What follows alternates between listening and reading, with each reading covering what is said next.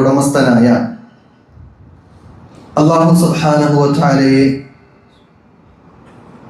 രഹസ്യത്തിലും പരസ്യത്തിലും കഴിവിൻ്റെ പരമാവധി അവൻ്റെ വിധിവിലക്കുകൾ നിയമനിർദ്ദേശങ്ങൾ പാലിച്ചുകൊണ്ട് തഖ്വയോടുകൂടി ജീവിക്കണമേ എന്ന് സ്വന്തത്തെ മറക്കാതെ നിങ്ങളെ ഓരോരുത്തരെയും അതർഹിക്കുന്ന ഗൗരവത്തിൽ ഉണർത്തുകയാണ് തഖ്വ കൊണ്ട് വസിയത്ത് നൽകുകയാണ്. ആ രൂപത്തിൽ അള്ളാഹു ഇഷ്ടപ്പെടുന്ന തൃപ്തിപ്പെടുന്ന അള്ളാഹുവിൻ്റെ ഇഷ്ടദാസന്മാരിൽ ഉൾപ്പെട്ടുകൊണ്ട് ജീവിക്കുവാനും യഥാർത്ഥ മുസ്ലിമായി കൊണ്ട് കലിമ ചൊല്ലി മരിക്കുവാനുമുള്ള തൗഫീഖ് അള്ളാഹു നമുക്കേവർക്കും നൽകി അനുഗ്രഹിക്കുമാറാകട്ടെ. അല്ലാഹുമ്മ ആമീൻ. ഇന്നിപ്പോൾ യാത്രയിൽ ഇങ്ങോട്ട് വരുന്ന വേളയിൽ മുഴുവൻ ആളുകൾക്കിടയിലുള്ള ചർച്ചകൾ വേൾഡ് കപ്പുമായി ബന്ധപ്പെട്ട സംസാരങ്ങൾ മാത്രമാണ്. ബസ്സിൽ സ്കൂൾ വിദ്യാർത്ഥികൾ അവർ കഴിഞ്ഞതും നടക്കാനിരിക്കുന്നതും അതുമായി ബന്ധപ്പെട്ട കളിയുമായുള്ള ചർച്ചകൾ എമ്പാടും ആരംഭിച്ചു കഴിഞ്ഞിട്ടുണ്ട്. അതിൻ്റെ കട്ടൗട്ടുകൾ, അതിൻ്റെ ഫ്ലക്സ് ബോർഡുകൾ, അതിൻ്റെ തോരണങ്ങൾ, റോഡുകൾ ഇങ്ങനെ സ്ഥാപിച്ച് അതിങ്ങനെ അലങ്കരിച്ച് ഫ്ലക്സ് കൊണ്ട് നിറഞ്ഞിരിക്കുകയാണ് പോസ്റ്റുകൾ മുഴുവൻ. ഇവിടെ നമുക്കറിയുന്നൊരു വസ്തുത, ഈ കളി നടക്കുന്നത് ഒരു ഗ്രൗണ്ടിലാണ്. ആ ഗ്രൗണ്ടിൽ ഇറങ്ങി കളിക്കുന്നവരാണ് യഥാർത്ഥത്തിൽ അതിൻ്റെ മേനി നല്ലതാക്കുന്നത്. ആ കളിക്കിടയിൽ ഏതെങ്കിലും ഒരു വ്യക്തി, ഒരു പ്ലെയർ കളിയിൽ ഒരു അല്പം മോശത്തരം കാണിച്ചു കഴിഞ്ഞാൽ ഉടനെ റഫറി അല്ലെങ്കിൽ അതിൻ്റെ ടീമിൻ്റെ ക്യാപ്റ്റൻ പുറത്തേക്ക് ഇറക്കി അടുത്ത കളിക്കാരനെ ഇറക്കും. എന്നിട്ട് ആ കളിയെ ഏറ്റവും നല്ല പെർഫോമൻസിലേക്ക് കൊണ്ടെത്തിക്കാനും വിജയിക്കാനുള്ള എല്ലാ സമീപനങ്ങളും അതിൻ്റെ വ്യക്തികൾ, അതിൻ്റെ കളിക്കാർ എടുക്കുന്ന. കാരണം എന്താ വെച്ചാൽ അതിൻ്റെ സമയം വളരെ നിർണിതമാണ്, വളരെ സ്പെസിഫിക് ആയിട്ടുള്ള അല്ലെങ്കിൽ വളരെ ചുരുങ്ങിയ സമയം മാത്രമാണ് അതിന് വെച്ചിട്ടുള്ളത്.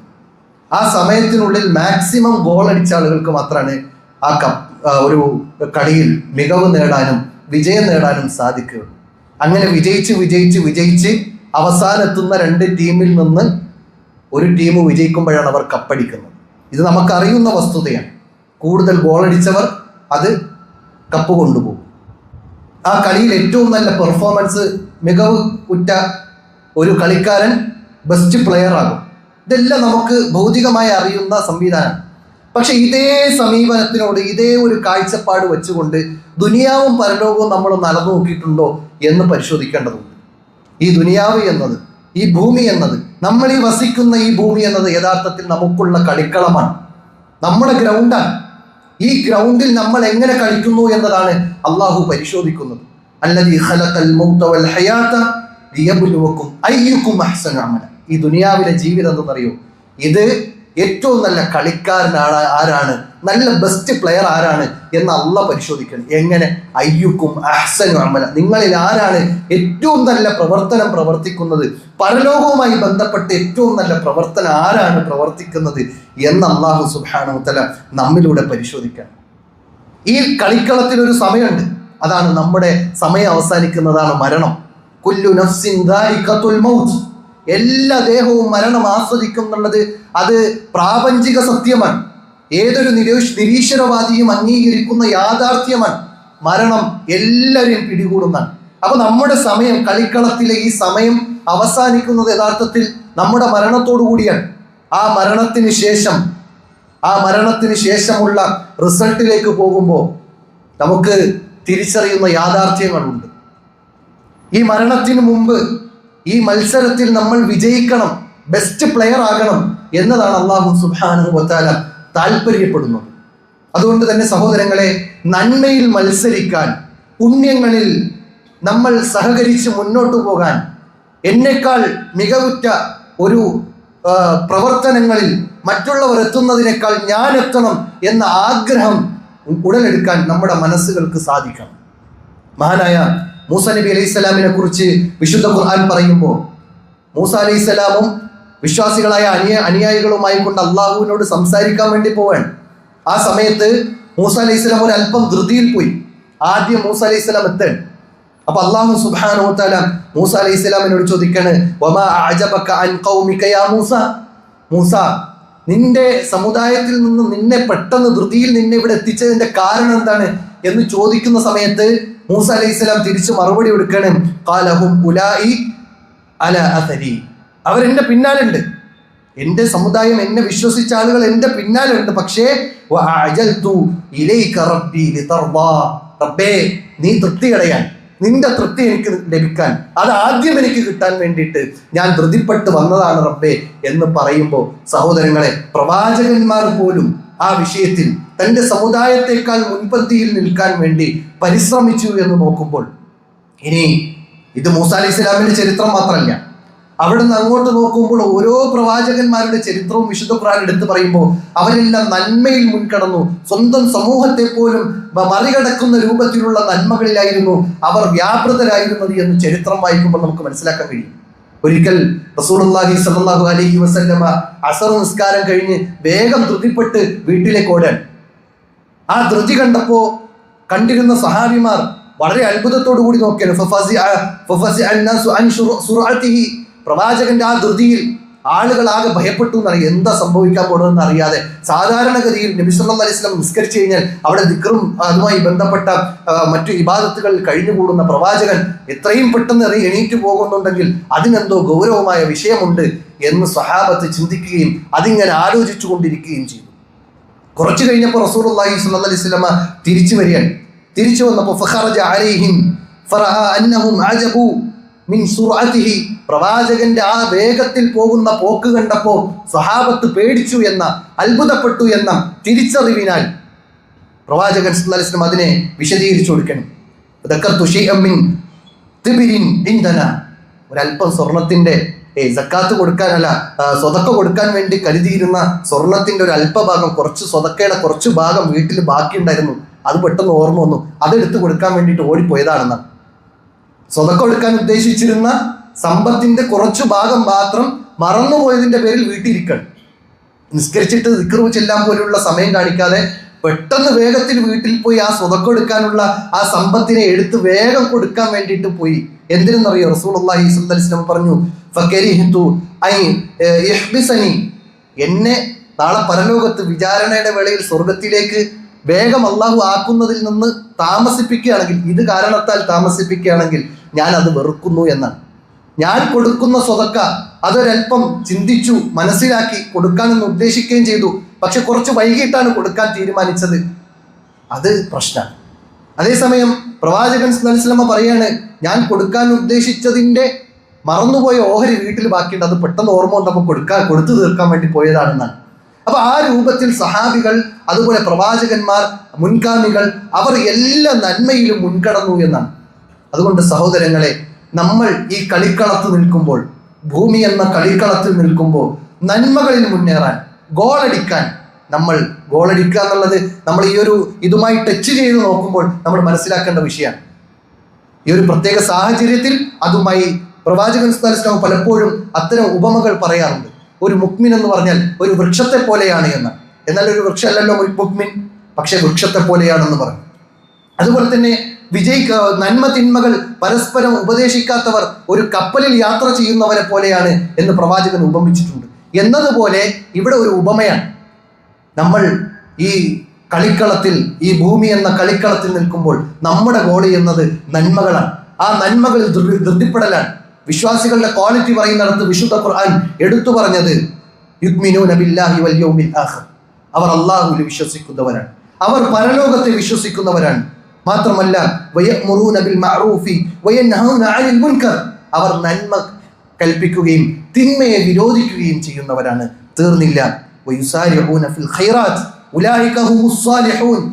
അല്ലാഹു സുബ്ഹാനഹു വ തആല പറയാണ് ഉലൈക മിനസ് സാലിഹീൻ. അല്ലാഹു പറയാണ് അവരാണ് സാലിഹീൻ, അവരാണ് സത്യസന്ധന്മാർ, അവരാണ് യഥാർത്ഥ വിശ്വാസികൾ എന്ന് വിശുദ്ധ ഖുർആൻ പറയുമ്പോൾ സഹോദരങ്ങളെ, യുസാരിഊന ഫിൽ ഖൈറാത്ത് നമ്മൾ മനസ്സിലാക്കേണ്ട ഒരു വിഷയമാണ്.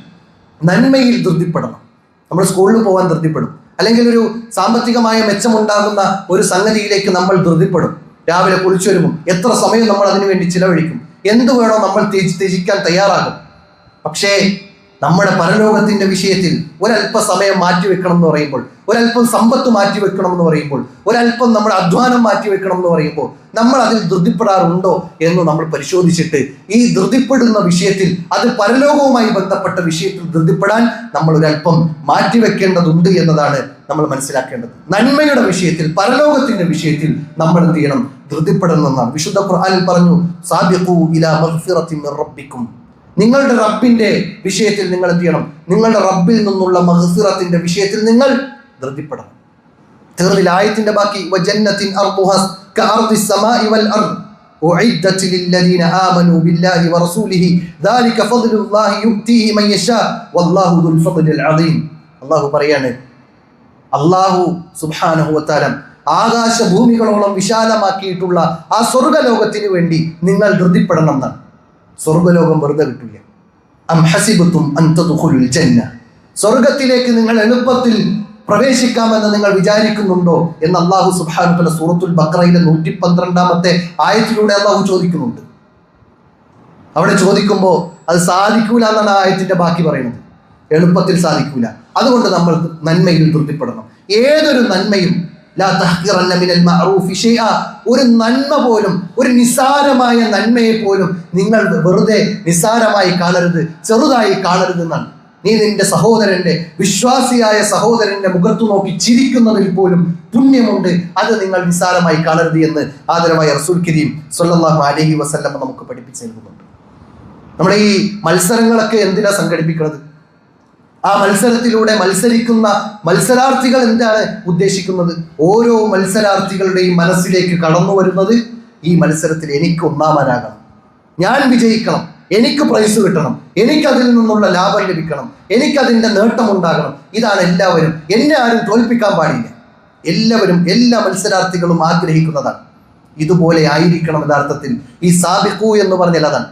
മത്സരിക്കും, ധൃതിപ്പെടൂ, മുന്നേറൂ, മറ്റുള്ള ആളുകളെ പുറകിലാക്കി നന്മയിൽ നിങ്ങൾ മുന്നേറൂ എന്ന് അല്ലാഹു സുബ്ഹാനഹു വ തആല നമ്മോട് ആവശ്യപ്പെടുന്നു. അതുകൊണ്ട് സ്വർഗത്തിന്റെ അനുഭൂതികളെ കുറിച്ച് പറയുന്നിടത്ത് അല്ലാഹു സുബ്ഹാനഹു വ തആല അതിന്റെ ആസ്വാദനങ്ങളെ കുറിച്ച് പറഞ്ഞപ്പോഴും ആ സ്വർഗത്തിന് വേണ്ടി ഫൽയതനാഫസിൽ മുതനാഫിസൂൻ, നിങ്ങൾ അതിനു വേണ്ടിയാണ് മത്സരിക്കേണ്ടത്, നിങ്ങൾ അതിനു വേണ്ടിയാണ് ധൃതിപ്പെടേണ്ടത് എന്ന് വിശുദ്ധ ഖുർആൻ നമുക്ക് പഠിപ്പിച്ചു നൽകുന്നുണ്ട്. വിശുദ്ധ ഖുർആനിൽ മറ്റിടത്ത് അല്ലാഹു സുബ്ഹാനഹു വ തആല പറഞ്ഞത്, വസാരിഉ ഇലാ മഗ്ഫിറത്തിൻ മിർ റബ്ബിക്കും വജന്നത്തിൻ അർദുഹാ അസ്സമാവാതി വൽ അർദ് ഉഇദ്ദത് ലിൽ മുത്തഖീൻ. തഖ്വയുള്ള ആളുകൾക്ക് വേണ്ടി, ആ നിർമ്മിക്കപ്പെട്ട സ്വർഗത്തിന് വേണ്ടി, അതും ആകാശഭൂമികളോളം വിശാലമായ സ്വർഗത്തിന് വേണ്ടി, അള്ളാഹുവിൽ നിന്നുള്ള പാപമോചനത്തിന് വേണ്ടി നിങ്ങൾ ധൃതിപ്പെടൂ എന്നാണ് വിശുദ്ധ ഖുർആൻ നമ്മോട് ആവശ്യപ്പെടുന്നത്. അങ്ങനെയായിരുന്നു സ്വഹാബത്ത് എന്നത് ചരിത്രം വായിച്ചു നോക്കുമ്പോൾ മനസ്സിലാക്കാൻ സാധിക്കും. ഒരിക്കൽ ഖൈബർ യുദ്ധവേളയിൽ പ്രവാചകൻ സല്ലല്ലാഹു അലൈഹി വസല്ലമ സ്വഹാബത്തിനെ ഇതുപോലെ വിളിച്ചുകൂട്ടി ഇരുത്തിയതിനു ശേഷം, ഖൈബർ യുദ്ധത്തിന്റെ തലേ ദിവസമാണ്. ആ ദിവസത്തിൽ പ്രവാചകൻ പറയാണ്, ലഅഉതിയന്ന ഹാദിഹി റായ ഗദൻ റജുലൻ യഫ്തഹുല്ലാഹു അലാ യദൈഹി. ആദരവായ റസൂൽ കരീം സല്ലല്ലാഹു അലൈഹി വസല്ലം പറയാണ്, ഞാൻ ഈ കൊടി ഒരു മനുഷ്യന് നാളെ രാവിലെ കൊടുക്കും. അന്ന് കൊടുക്കുന്ന സമയം ഈ യുദ്ധത്തിൽ അല്ലാഹു സുബ്ഹാനഹു വ തആല ആ വ്യക്തിയുടെ കരങ്ങളാൽ ഈ യുദ്ധത്തെ വിജയിപ്പിക്കും, മുസ്ലിമീങ്ങളെ വിജയിപ്പിക്കുന്ന. ഇത് എടുത്തു പറഞ്ഞതിന് ശേഷം പ്രവാചകൻ പറയുന്ന ആ വ്യക്തിയുടെ പ്രത്യേകത എന്താ? റസൂലുള്ളാഹി സ്വല്ലല്ലാഹു അലൈഹി വസല്ലം പറയുന്നു, യുഹിബ്ബുല്ലാഹു വറസൂലുഹു വയുഹിബ്ബുഹുല്ലാഹു വറസൂലുഹു. അല്ലാഹുവും റസൂലും ആ വ്യക്തിയെ ഇഷ്ടപ്പെട്ടു, അല്ലാഹുവിനെയും റസൂലിനെയും ആ വ്യക്തിയും ഇഷ്ടപ്പെട്ടു. ഇതാണ് പ്രത്യേകത. എങ്ങനെ? അല്ലാഹുവിനെയും റസൂലിനെയും ഈ വ്യക്തി ഇഷ്ടപ്പെടുന്നുണ്ട്, അതേപോലെ തന്നെയാണ് അല്ലാഹുവും റസൂലും ആ വ്യക്തിയെ ഇഷ്ടപ്പെടുന്നു. എത്ര വലിയ മഹത്തമായ സ്ഥാനമാണ് അദ്ദേഹത്തിന് കിട്ടിയത്. സഹാബത്ത് കേട്ടിരുന്നു, അന്ന് രാത്രി ടെന്റുകളിൽ ഉറങ്ങിയിട്ടില്ല എന്നാണ്. ഈ യുദ്ധം, അതിൻ്റെ കൊടിവാഹകൻ മുന്നിലായിരിക്കും. ആ മുന്നിൽ നിൽക്കുന്ന വ്യക്തിക്ക് പ്രയാസങ്ങൾ കൂടുതലുണ്ടാകും. ആ തൽക്കാലം ഞാനിതിൽ നിന്ന് എങ്ങനെയെങ്കിലും രക്ഷപ്പെടാം എന്ന ചർച്ചയിലോ, അല്ലെങ്കിൽ എൻ്റെ കയ്യിലാണോ ഇനി തരാൻ പോകുന്നത് എന്ന അസ്വസ്ഥതയോ അല്ല സഹാബത്തിനുണ്ടായത്. നീ മുന്നിൽ നിന്ന് കിടന്നാൽ എനിക്ക് കൂടുതൽ പ്രയാസം ഉണ്ടാവുമല്ലോ, അതുകൊണ്ട് ഞാൻ തൽക്കാലം മാറി നിൽക്കാം, നാളെ പോകേണ്ടതില്ല എന്ന ചർച്ചയല്ല അവിടെ നടന്നത്.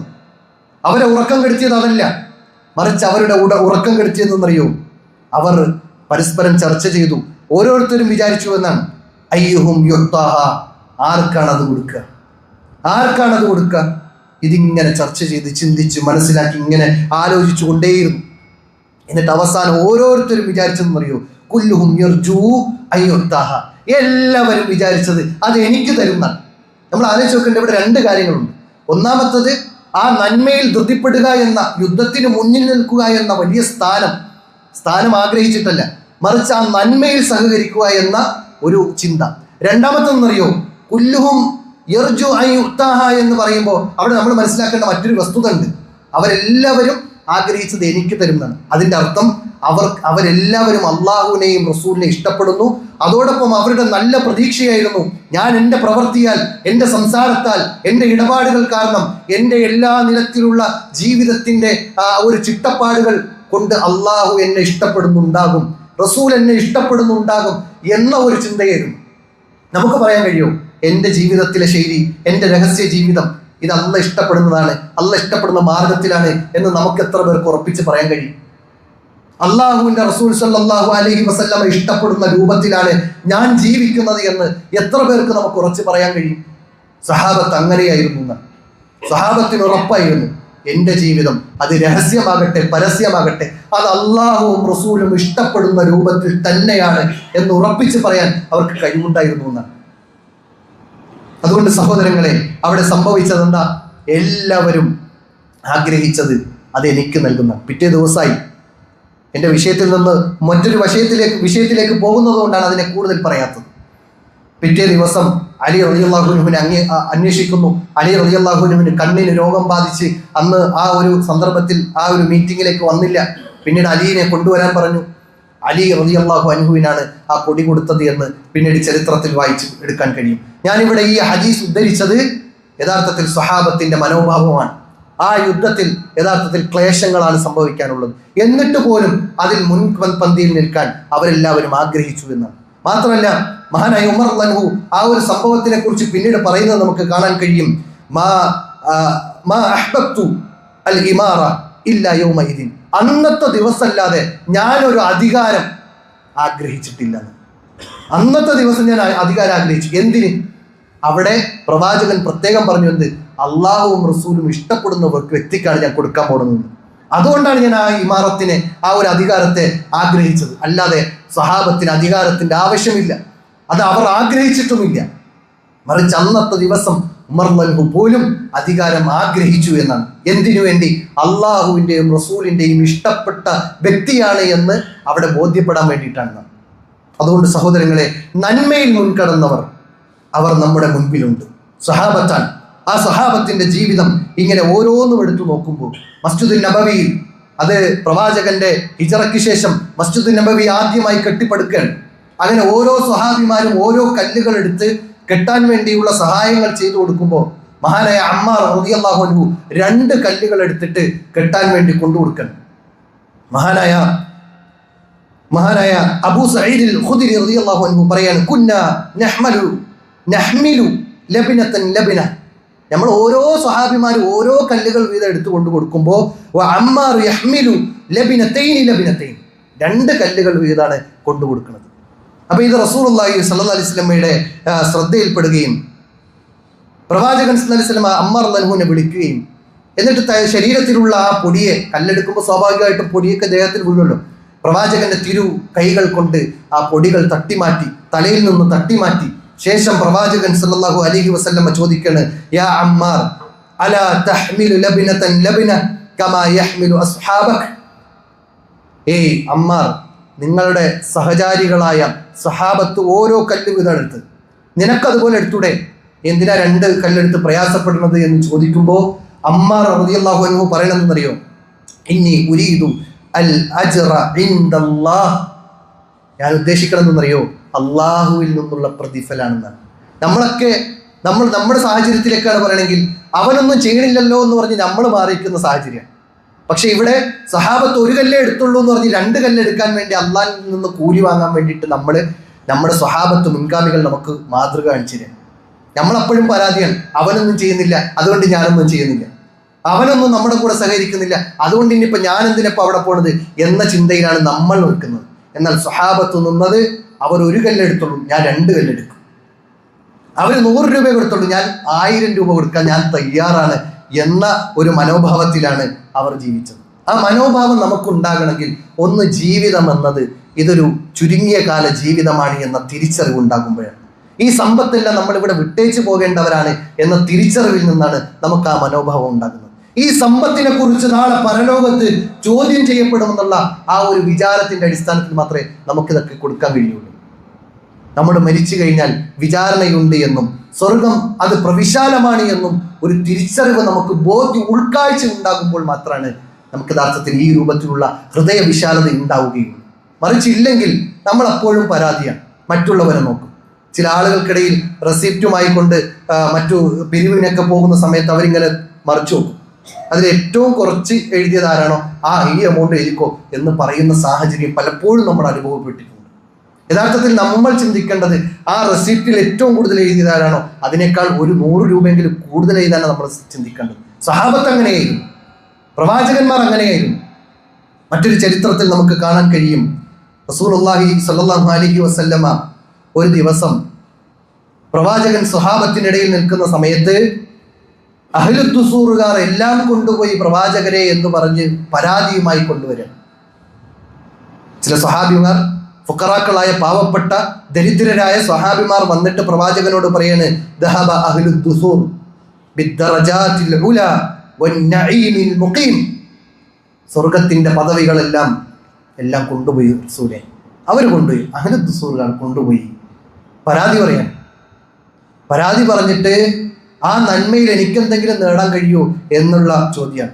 അപ്പോൾ റസൂലുള്ളാഹി സ്വല്ലല്ലാഹു അലൈഹി വസല്ലം ചോദിക്കണേ, എന്താണ് നിങ്ങളുടെ പ്രശ്നം? സഹാബിമാർ പറഞ്ഞു കൊടുക്കുന്നു, ഞങ്ങളും നിസ്കരിക്കുന്നു, അവരും നിസ്കരിക്കുന്നു, ഞങ്ങളും നോമ്പ് നോക്കുന്നു, അവരും നോമ്പ് നോക്കുന്നു. പക്ഷേ ഞങ്ങൾക്ക് പൈസ ഇല്ല, അവർക്ക് സമ്പത്തുണ്ട്, അവർ സ്വതക്ക ചെയ്യുന്നു. ഞങ്ങൾക്ക് അടിമയില്ല, അവർക്ക് അടിമയുണ്ട്, അവർ അടിമമോചനം നടത്തുന്നു.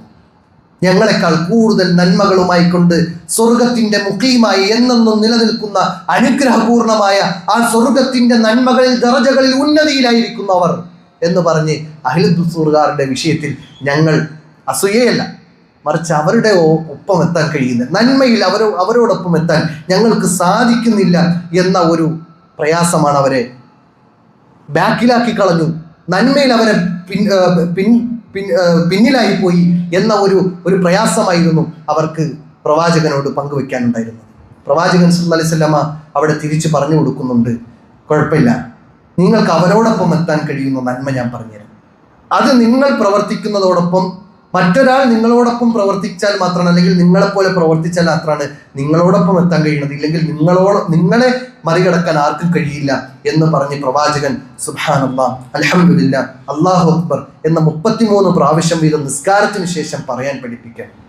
നമ്മളൊന്ന് ആലോചിക്കേണ്ടത്, ഇവിടെ പ്രത്യേകം വിഷയത്തിൽ നിന്ന് തെറ്റിയിട്ട് ഞാൻ നിങ്ങളോട് ചില കാര്യങ്ങൾ ഉണർത്തുകയാണ്. നിസ്കാരത്തിന് ശേഷം ഒരു 5 മിനിറ്റ് ഇരുന്നാൽ ഈ നന്മകൾ നമുക്ക് നേടിയെടുക്കാൻ കഴിയും. നമ്മളെ മറികടക്കാൻ, നന്മയിൽ മറികടക്കാൻ ഒരാൾക്കും കഴിയില്ല. സമ്പത്ത് കൊണ്ടും ശരീരം കൊണ്ടും ചെയ്യുന്നത് പോലെ തന്നെ നമുക്ക് ചില ദിക്റുകളിലൂടെ വമ്പൻ നേട്ടങ്ങൾ നേടിയെടുക്കാൻ സാധിക്കും. സുബ്ഹാനല്ലാഹ് 33 പ്രാവശ്യം പറയാൻ വലിയ അധ്വാനമൊന്നും വേണ്ട.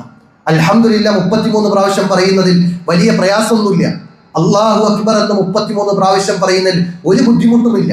നമ്മൾ ഒരു 5 മിനിറ്റ് വേണ്ട, മാക്സിമം പോയാൽ ഒരു 5 മിനിറ്റ് ഇരുന്നാൽ നമുക്ക് ഈ നന്മകൾ നേടിയെടുക്കാൻ കഴിയുന്നതാണ്. നിസ്കാരം കഴിഞ്ഞ് സലാം വീട്ടിയ പാട് നേരെ ഇറങ്ങിപ്പോകുന്ന അത്രയും ധൃതി പിടിച്ച ഒരു ജീവിതം നമുക്കുണ്ടാകാൻ പാടില്ല.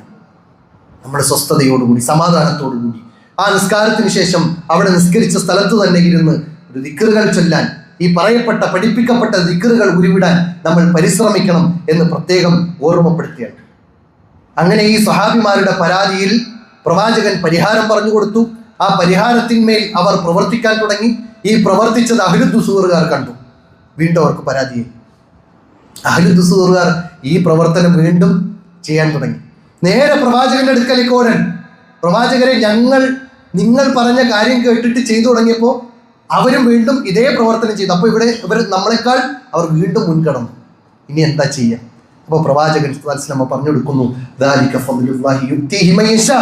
അല്ലാഹു സുബ്ഹാനഹു വ തആല ചില ആളുകൾക്ക് ചില ഫദ്ലുകൾ നൽകിയിട്ടുണ്ട്, അതുകൊണ്ട് അതിൽ നമുക്ക് എന്ത് ചെയ്യണ്ട, പ്രയാസം വേണ്ട എന്ന് പറഞ്ഞു കൊടുത്ത് അവരെ ആശ്വസിപ്പിച്ചു വിടുകയാണ്. ഏതായാലും സഹോദരങ്ങളെ, സ്വഹാബത്തിന്റെ ജീവിതം പരിശോധിച്ചു നോക്കുമ്പോൾ അവർ ഈ കളിക്കളത്തിൽ ഇറങ്ങി കളിച്ചു എന്ന നല്ല പെർഫോമൻസ് നടത്തിയെന്ന്.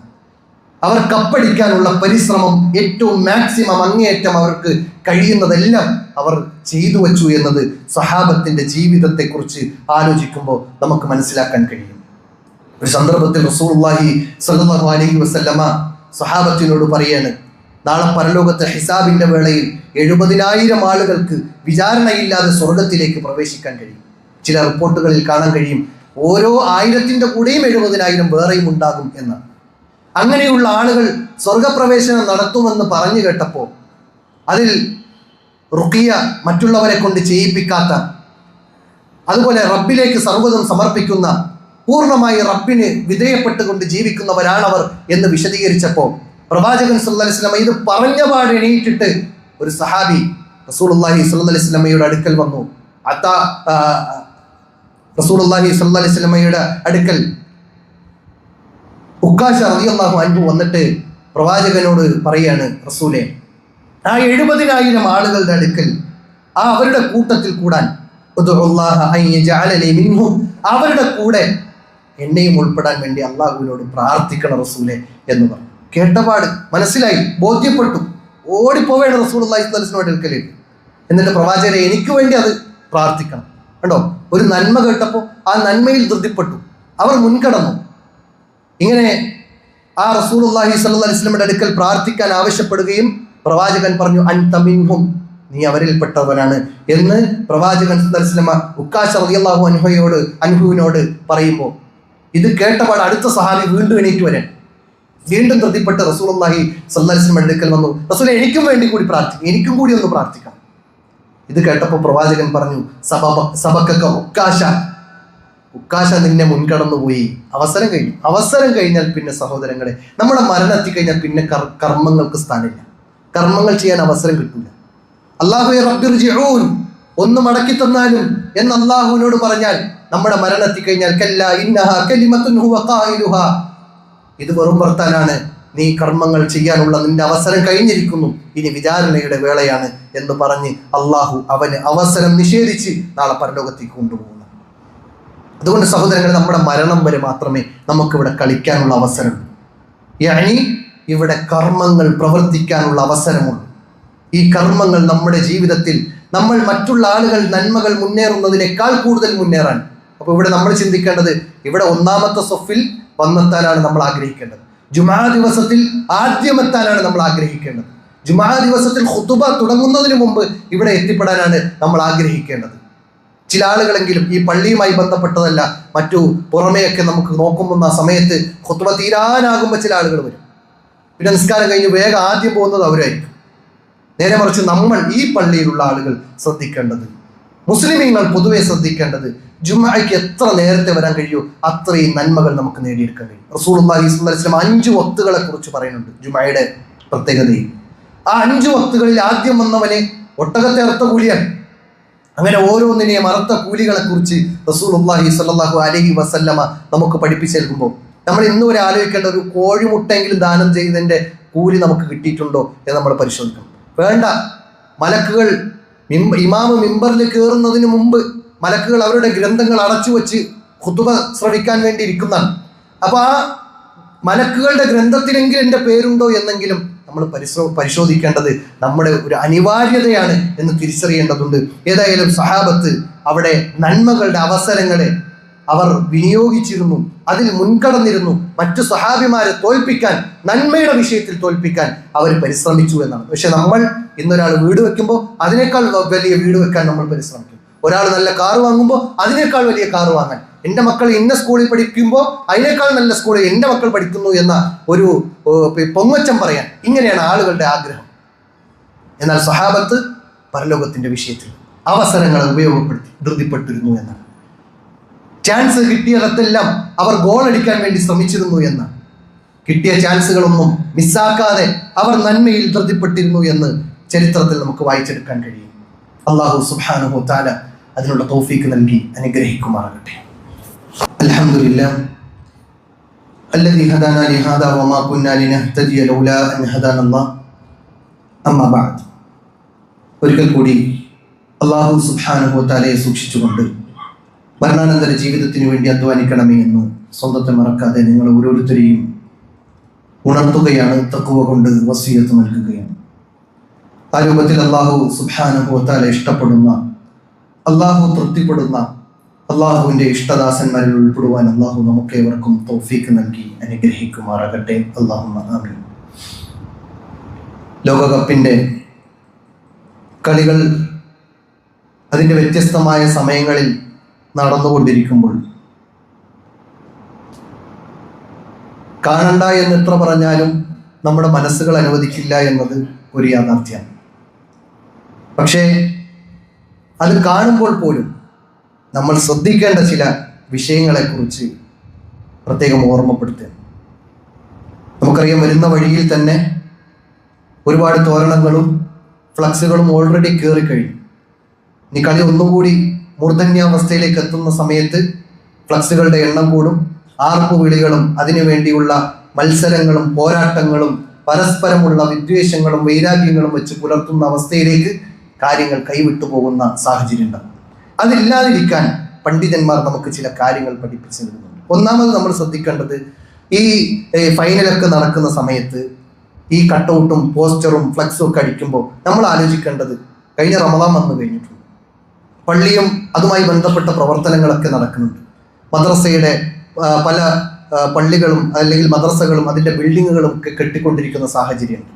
അവിടെയൊക്കെ നമ്മൾ നന്മയുടെ വിഷയത്തിൽ, അല്ലെങ്കിൽ ജാമിയ അൽ ഹിന്ദ് പോലെയുള്ള സ്ഥാപനങ്ങളിലേക്ക് സ്വതക്ക കൊടുക്കാൻ വേണ്ടി പറയുമ്പോൾ നമ്മളിങ്ങനെ പിശുക്കിയിട്ട് 100 200 ഒക്കെ കൊടുക്കുമ്പോൾ ഫ്ലക്സ് അടിക്കാൻ വേണ്ടിയിട്ട് 1000 10,000 ഇറക്കുന്ന സാഹചര്യം ഉണ്ടെങ്കിൽ നമ്മൾ അള്ളാഹുവിനെ ഭയപ്പെടണമെന്നാണ്. കട്ടൗട്ടിനും അതുപോലെ പോസ്റ്ററിനും ഫ്ലക്സിനും ഒക്കെ നമ്മൾ ധാരാളം സമ്പത്ത് ചിലവഴിക്കുമ്പോൾ രണ്ടാമത് ആലോചിക്കേണ്ടത്, ഇത് അള്ളാഹ് തന്ന അനുഗ്രഹമാണ്. ഈ അള്ളാഹ് തന്ന അനുഗ്രഹത്തെ നമ്മൾ അനാവശ്യമായ കാര്യങ്ങൾക്ക് വേണ്ടി ചിലവഴിക്കുന്നുണ്ടെങ്കിൽ ഈ സമ്പത്ത് എവിടെ നിന്ന് സമ്പാദിച്ചു എന്നും എന്തിനു വേണ്ടി ചിലവഴിച്ചു എന്നും അള്ളാഹു നാളെ പരലോകത്ത് ചോദിക്കും. ആ ചോദ്യത്തെ മറികടക്കാതെ, ആ ചോദ്യത്തെ മറികടന്നുകൊണ്ട് നമുക്ക് മുന്നോട്ട് പോകാൻ സാധ്യമല്ല എന്ന് വിശുദ്ധ ഖുർആൻ പ്രവാചകൻ സല്ലല്ലാഹു അലൈഹി വസല്ലമ നമുക്ക് പഠിപ്പിച്ചു നൽകുന്നുണ്ട്. 5 കാര്യങ്ങളെക്കുറിച്ച് ചോദിക്കും. അതിലൊരു ചോദ്യം ഇതാണ്: എവിടെ നിന്ന് സമ്പാദിച്ചു, എന്തിനു വേണ്ടി ചിലവഴിച്ചു? ആ ചിലവഴിച്ച വിഷയത്തിൽ നമുക്ക് അള്ളാഹുവിൻ്റെ മാർഗത്തിലാണ്, ദീനിന് വേണ്ടിയിട്ടാണ്, അല്ലെങ്കിൽ നന്മയ്ക്ക് വേണ്ടിയിട്ടാണ് ഞാൻ ചിലവഴിച്ചത് എന്ന് പറയാൻ, ഉത്തരം പറയാൻ നമുക്ക് കഴിയണം. ഇനി മൂന്നാമതായി ശ്രദ്ധിക്കേണ്ടത് സമയമാണ്. നമ്മുടെ സമയം എന്നത് വിലപ്പെട്ടതാണ്. ആ വിലപ്പെട്ട സമയത്തിൽ നമ്മൾ ഒരുപാട് സമയം അത് കണ്ടിരുന്നു നമ്മുടെ സമയവും വേസ്റ്റാക്കി, അതിനുമപ്പുറം ഇബാദത്തുകളെ പോലും മതിമറന്നുകൊണ്ട്, പരലോകത്തെ മറന്നുകൊണ്ട്, ഇബാദത്തുകളുടെ വക്തുകളെ അത് നിഷ്ഫലമാക്കിക്കൊണ്ട്, ജമാഅത്തുകൾ കളഞ്ഞു കുടിച്ചുകൊണ്ടുള്ള അത്തരം കളികൾ കാണൽ ഹറാമാണ് എന്നാണ് പണ്ഡിതന്മാർ പറയുന്നത്. മഹാനായ ഉസൈമീൻ റഹ്മത്തുള്ളാഹി അലൈഹി പറയാണ്, ഖുറത്തുൽ ഖദമി ഇദാ കാനത് ലിശുഗ്ലിൽ വഖ്തി ഔ ലി മസ്ലഹത്തിൽ ബദനിയ്യ ഫലാ ബഅസ്. അദ്ദേഹം പറയാണ്, ശരീരം പോഷിപ്പിക്കാൻ, അതായത് ഫുട്ബോൾ കളിക്കുന്ന ഇടയിൽ അവന് ശരീരത്തിന് ചില എനർജികൾ ഉണ്ടാകും ഓടുന്നതിലൂടെ. അങ്ങനെ പല എക്സസൈസും അതിലൂടെ നമ്മുടെ ശരീരം എനർജി ആകുന്ന ഒരു സാഹചര്യമുണ്ട്. അങ്ങനെ ശരീരത്തെ ഒന്ന് എനർജി ആക്കുവാൻ വേണ്ടിയിട്ടോ, അല്ലെങ്കിൽ അവൻ്റെ സമയം, ഒരു അല്പസമയം ഒഴിവ് സമയമുണ്ട്, ആ സമയത്തെ ഉപയോഗപ്പെടുത്താനോ വേണ്ടിയിട്ടാണ് കളികൾ കളിക്കുകയോ കാണുകയോ ചെയ്യുന്നതെങ്കിൽ അതിൽ ഫലാബസ്, അതിന് പ്രശ്നമില്ല എന്ന് പറയുന്നുണ്ട്. പക്ഷേ അദ്ദേഹം പറയാണ്, ഫലമ്മ അമ്മ ഇദാ കാനത് തസുദ്ദു അൻ ദിക്രില്ലാഹി വഅനി സ്വലാ, അള്ളാഹുവിനെ കുറിച്ചുള്ള സ്മരണയിൽ നിന്നും അതുപോലെ തന്നെ ജമാഅത്ത് നിസ്കാരങ്ങളിൽ നിന്നും ഒരു മനുഷ്യനെ അത് തടയുന്നുണ്ടെങ്കിൽ, അല്ലെങ്കിൽ അവനെ പരസ്പരമുള്ള വിദ്വേഷത്തിലേക്കും വൈരാഗ്യത്തിലേക്കും അത് വഴി നടത്തുന്നുണ്ടെങ്കിൽ, അല്ലെങ്കിൽ അവൻ്റെ സമ്പത്ത് അനാവശ്യമായി ചിലവഴിക്കുന്ന സാഹചര്യത്തിലേക്ക് കാര്യങ്ങൾ കൊണ്ടെത്തിക്കുന്നുണ്ടെങ്കിൽ അത് ഹറാമാണ് എന്ന് ഇബ്നു ഉസൈമീൻ റഹ്മത്തുള്ളാഹി അലൈഹി നമുക്ക് പഠിപ്പിച്ചു നൽകുന്നുണ്ട്. അതുകൊണ്ട് സഹോദരങ്ങളെ, ഈ പ്രത്യേകമായ സാഹചര്യത്തിൽ ഇനി അങ്ങോട്ടുള്ള ദിവസങ്ങൾ നമുക്ക് ചെയ്യാനെമ്പാടുമുണ്ട് നന്മകൾ. ആ നന്മകൾ അവിടെ നിലനിൽക്കെ തന്നെ ഇത്തരം അനാവശ്യമായ ലഘുവിലേക്ക് മുഅ്മിനീങ്ങളുടെ ക്വാളിറ്റി പറയുന്നിടത്ത് സൂറത്തുൽ മുഅ്മിനൂൻ 23-ാം അധ്യായം 3-ാമത്തെ വചനത്തിൽ അല്ലാഹു സുബ്ഹാനഹു വ തആല പറഞ്ഞത്, അവർ ലഹ്വിൽ, വിനോദ വർത്തമാനങ്ങളിൽ, അനാവശ്യമായ കാര്യങ്ങളിൽ ഏർപ്പെടാത്തവരാണ് മുഅ്മിനീങ്ങൾ എന്ന് വിശുദ്ധ ഖുർആൻ പറയുന്നുണ്ട്. അതുകൊണ്ട് സഹോദരങ്ങളെ, നമ്മുടെ വിശ്വാസത്തിന്റെ കൂടി ഭാഗമാണ്, നമ്മുടെ പരലോക രക്ഷയുടെ ഭാഗമാണ് ഈ ഒരു സമയം ഉപയോഗപ്പെടുത്തേണ്ടത്, അതുപോലെ നന്മയിൽ മുന്നേറേണ്ടത് എന്ന തിരിച്ചറിവ് നമുക്ക് ഉണ്ടാകണം. അനാവശ്യമായ ഈ രൂപത്തിലുള്ള സമയങ്ങളെ പൂർണ്ണമായി അത് മുഴുകി അതിലേക്കിരുന്ന് സുബഹി പോലും നഷ്ടപ്പെടുത്തുന്ന, സുബഹി വരെ കളി കണ്ടിരുന്നിട്ട് സുബഹി നിസ്കാരം ഒഴിവാക്കി വീട്ടിൽ കിടന്നുറങ്ങുന്ന മക്കളാണോ നമ്മുടെ വീട്ടിലുള്ളത്? നമ്മൾ ഭയപ്പെടണം, അള്ളാഹുവിനെ സൂക്ഷിക്കണം എന്ന് മാത്രമാണ് ഓർമ്മപ്പെടുത്താനുള്ളത്. അള്ളാഹു സുബ്ഹാനഹു വ തആല കാര്യങ്ങളെ മനസ്സിലാക്കി പ്രവർത്തിക്കുവാനുള്ള തൗഫീഖ് നൽകി അനുഗ്രഹിക്കുമാറാകട്ടെ. ഇവിടെ പല വിധത്തിലുള്ള നന്മകളിൽ സഹകരിക്കുന്നവർ, നന്മകളിൽ മുന്നേറുന്നവരുണ്ട്. അള്ളാഹു അവരുടെ എല്ലാ പ്രയത്നങ്ങളും, അവരുടെ എല്ലാ അധ്വാനങ്ങളും, അവർ ചിലവഴിച്ചതെല്ലാം അള്ളാഹുവെ നീ സ്വീകരിക്കണേ എന്ന് ആത്മാർത്ഥമായി പ്രാർത്ഥിക്കുകയാണ്. നമ്മിൽ നിന്ന് വിട പറഞ്ഞു പോയ നമ്മുടെ മാതാപിതാക്കളുണ്ട്, നമ്മുടെ ബന്ധുമിത്രാദികളുണ്ട്. അവർക്കെല്ലാം അള്ളാഹു സുബ്ഹാനഹു വ തആല മഗ്ഫിറത്ത് നൽകി അനുഗ്രഹിക്കുമാറാകട്ടെ. അവരുടെ ഖബറിടങ്ങൾ വിശാലത നൽകി അനുഗ്രഹിക്കുമാറാകട്ടെ. അവരുടെ ഖബർ പ്രകാശം നൽകി അനുഗ്രഹിക്കുമാറാകട്ടെ. സ്വർഗീയ അനുഗ്രഹങ്ങൾ ആ ഖബറിൽ അള്ളാഹു അടിച്ചു വീശി അനുഗ്രഹിക്കുമാറാകട്ടെ. സ്വർഗത്തിന്റെ ഉന്നതമായ ദറജകളിലേക്ക് പ്രവേശിക്കാൻ അവർക്കും നമ്മൾക്കും അള്ളാഹു തൗഫീഖ് നൽകി അനുഗ്രഹിക്കുമാറാകട്ടെ. അല്ലാഹുമ്മ ഗ്ഫിർ ലിൽ മുഅ്മിനീന വൽ മുഅ്മിനാത്ത് വൽ മുസ്ലിമീന വൽ മുസ്ലിമാത്ത് വൽ അഹ്യാഇ മിൻഹും വൽ അംവാത്ത് ഇന്നക മുജീബുദ് ദഅവാത്ത് യാ ഖാദിയൽ ഹാജാത്ത്. اللهم أعز الإسلام والمسلمين وأذل الشرك والمشركين ودمر أعداءك وأعداء الدين. وصلى الله على نبينا محمد وعلى آله وصحبه أجمعين ومن تبعهم بإحسان إلى